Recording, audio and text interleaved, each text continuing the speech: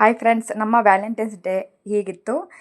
ಪ್ರತಿ ಸಲ ಕೂಡ ಹೋಟೆಲ್ಗೆ ಹೋಗಿ ಸ್ವಲ್ಪ ಸಣ್ಣದಾಗಿ ಊಟ ಎಲ್ಲ ಏನು ಬೇಕೋ ಅದು ಬರ್ತಾಯಿದ್ದೋ. ಬಟ್ ಈ ಸಲ ನಾನೇ ಪ್ಲ್ಯಾನ್ ಚೇಂಜ್ ಮಾಡಿದೆ.